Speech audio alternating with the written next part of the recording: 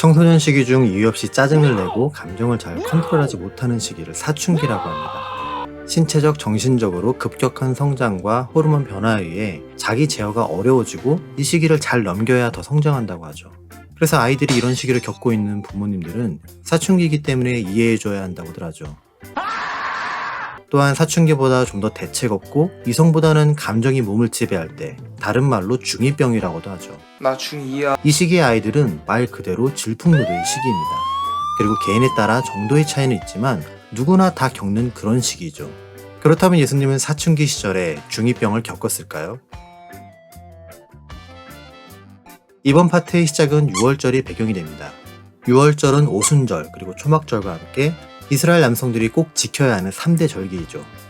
자신이 어느 지역에 살든 간에 이 기간만큼은 꼭 예루살렘에 방문해서 절기를 지켜야 하죠. 이는 당시 유대교의 중심 사상이 성전을 중심으로 뿌리내렸으며 구약에서 언급된 절기들이 율법이 되고 생활의 규범이 되었기 때문이죠. 비록 바벨론 포로 시대 이후 많은 유대인이 각지로 흩어져 살았지만 그래도 경건하게 살고자 노력했던 유대인들은 이러한 절기들을 꼭 지키려 노력했고 요셉도 이러한 노력의 목적으로 매년 예루살렘에 갔지요. 요셉이 매년 절기를 지켰다면 예수가 어린아이였을 때도 예루살렘에 방문했겠죠. 그런데 누가는 지금 12살이 된 청소년 예수에게 초점을 맞춥니다. 10살도 15살도 아닌 왜 12살일까요? 이것은 유대교 가정의 교육 방법과 연관되어 있습니다.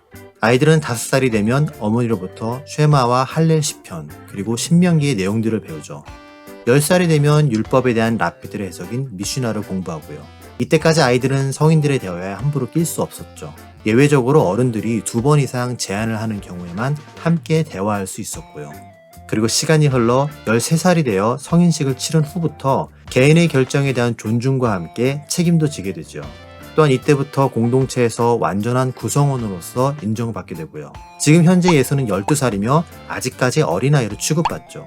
하지만 당시 유대인들은 13살이 되는 그 해의 유월절에 예루살렘에서 성인식을 치렀기에 예수는 어린아이로서 예루살렘에 올라갔다가 청년의 자격을 얻은 후 집으로 돌아올 예정인 것이죠. 그래서 지금 12살이라는 것이 중요하죠. 유월절 절기는 무교절이라 불리는 기간까지 합쳐서 7일 동안 진행됩니다. 그리고 이 절기를 위해 이스라엘과 이방 지역까지 퍼져 있었던 많은 유대인이 예루살렘으로 모이는 과정에서 뜻하지 않은 불청객들을 만나게 됩니다. 바로 강도와 맹수 같은 짐승들이죠. 순례자들은 오늘날처럼 차로 이동했던 것도 아니고 순전히 걸어서 예루살렘까지 가야 했습니다. 또한 예루살렘에서 머무는 동안 써야 할 자금을 손수 지니고 가야 했고요. 그래서 사람들이 많이 다니지 않는 산길과 외진 곳에는 이들을 습격하기 위한 강도들이 진을 쳤고요. 이러한 위협을 피하고 스스로를 보호하기 위해서 순례자들은 같은 마을 이웃들과 친지들을 무리지어 진영을 짜고 함께 이동했죠. 이때 짜여지는 진영은 보통 3그룹으로 구성되었습니다. 가장 앞에는 성인 남자들이 선봉에 섰고 중간에는 여자와 노인 그리고 아이들을 두며 그 뒤에는 성인 남자가 후미를 맡았죠. 마치 늑대 무리가 이동을 할 때 젊고 힘있는 수컷 늑대들이 앞장서고 중간에 암컷과 새끼들을 넣고 가장 뒤에는 그 늑대들의 우두머리가 뒤를 지키는 것처럼 말이죠. 이러한 진영 배치를 통해서 도사리는 위험들로부터 자신들을 보호하며 중간중간에 경유지까지 이동을 하죠. 그리고 며칠이 걸리는 이 기간 동안 저녁마다 지정된 장소에 모여 함께 잠을 자고 다음날의 일정을 조율하며 이동했고요. 요셉의 가족과 그 일행들도 이러한 방법으로 이동했을 겁니다. 그렇기 때문에 43절의 기록처럼 예수가 무리에서 떨어져 혼자 예루살렘에 남게 된 것이지요.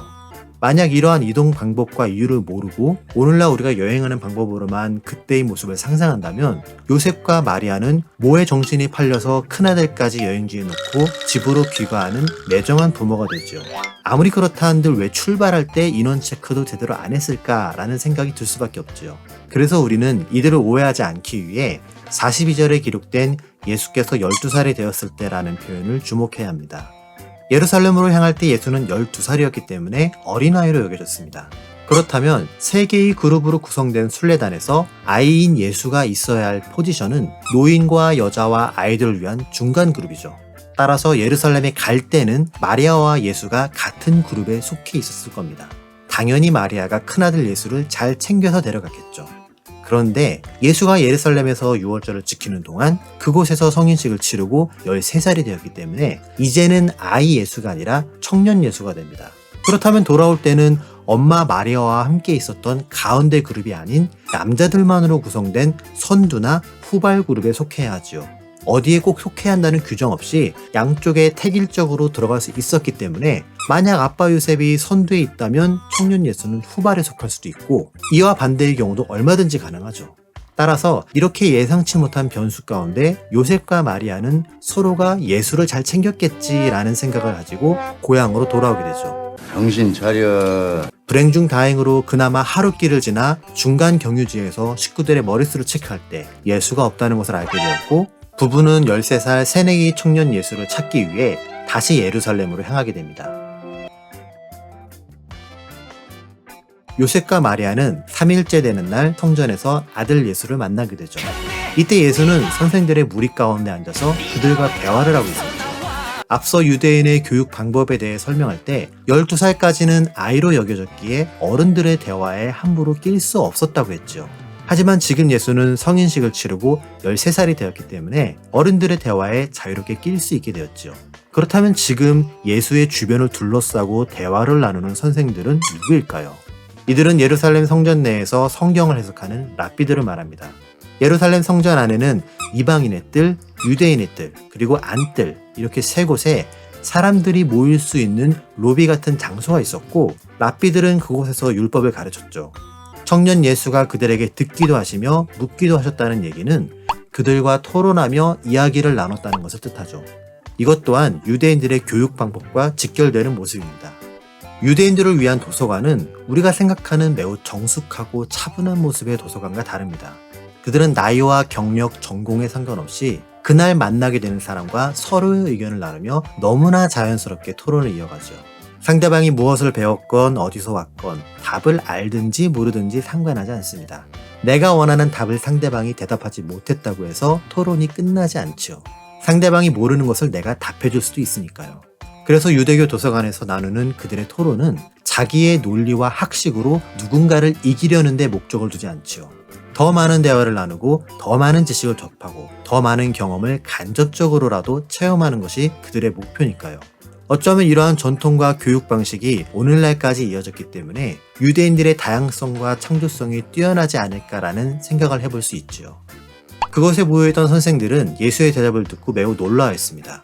놀랐다는 단어인 엑시스탄토는 오 어린 녀석이 대단한데 하는 정도의 수준이 아니라 기절할 정도로 놀랐다는 것을 의미하죠. 이러한 놀라움은 예수의 지혜로 인한 것이고요. 와. 사람들은 어떻게 해서 예수라는 아이가 이렇게 심도 있는 해석을 할 수 있는지에 대해 이해할 수 없었죠. 그도 그럴 것이 자신들은 율법을 해석하는 사람들이었고 그들의 해석은 모두 배움과 토론 그리고 경험을 통해서 얻어지는 것들이었죠. 그런데 이제 막 13살이 되어 토론에 처음 참여하게 된 병아리 신입 같은 예수의 입에서 자신들의 수준을 훨씬 뛰어넘는 해석을 하기 때문에 놀랄 수밖에 없던 것이죠.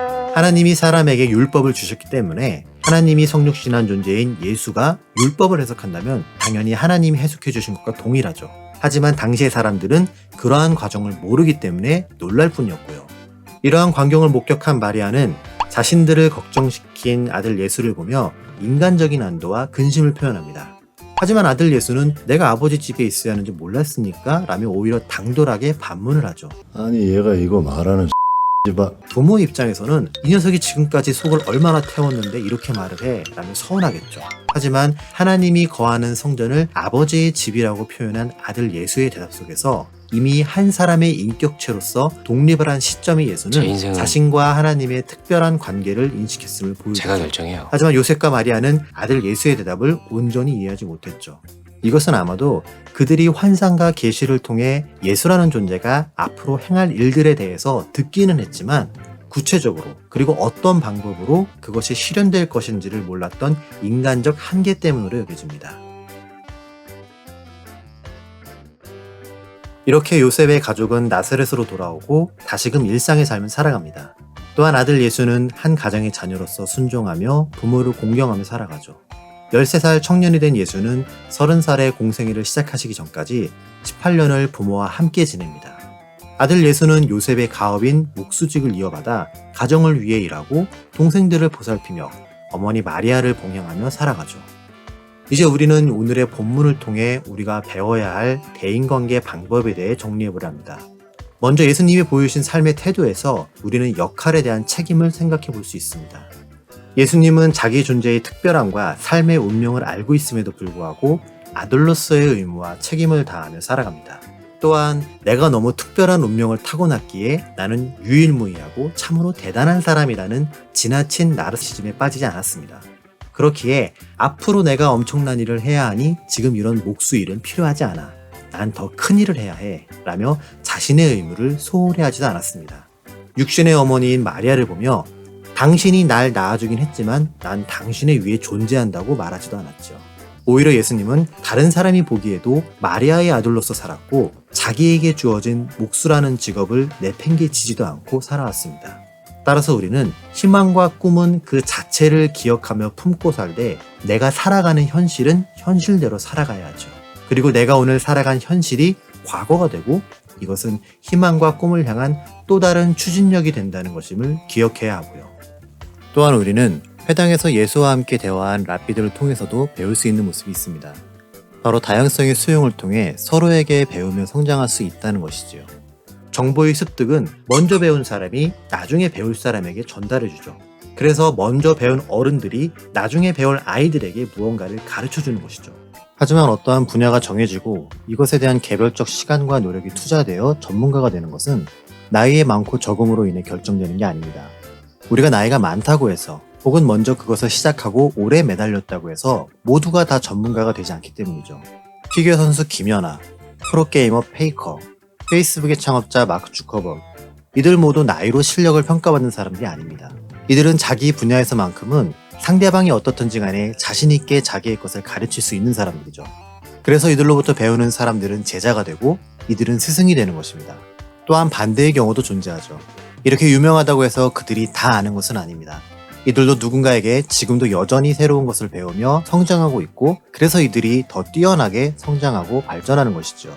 인간은 한정적인 피조물이기 때문에 절대치로서 어느 경지에 이를 수 없습니다. 따라서 내가 저 사람보다 나아 보여도 그저 조금 더 나은 것뿐이고 못나 보여도 조금 부족한 것뿐입니다. 하지만 우리에게는 나는 옳다, 너는 틀렸다를 늘 결정하고 싶지요. 그래야 내가 옳은 사람, 좋은 사람이 되는 것 같다고 착각하니까요. 단순히 좌우 판단으로 어느 것이 옳다고 말하는 것은 가치 판단의 기준에 의한 선택적 결론일 뿐이지 그것이 우리가 추구하는 성경적 진리 위에 존재할 수 없습니다. 따라서 크리스천들은 지나친 나르시즘과 자아도취를 경계해야 합니다. 또한 무조건 내가 옳다 혹은 내가 저 사람을 이겨야 된다가 아닌 그 사람에게 배울 것이 있다는 자세를 가져야 하죠. 그리고 나는 부족하지만 내가 추구하는 진리 자체는 틀리지 않았다는 믿음으로 살아가야 합니다. 그리고 때론 그 진리를 추구하기 위해 내가 조금 불편하더라도 그것을 기꺼이 감내하는 것이 거룩한 부담감이자 거룩한 순종이 되는 것이지요. 이러한 자세와 태도를 가지고 살아가는 사람들이 하나님의 자녀들이며 복음을 전하고 하나님 나라를 확장하는 자들입니다. 그리고 진정으로 옳은 것을 담대하게 세상에 전하는 사람들이죠. 그 담대함으로 똘똘 뭉쳐 목숨 걸고 옳은 소리를 외쳤던 마지막 선지자 침례 요한, 그의 사역에 대한 이야기가 다음 주에 계속됩니다.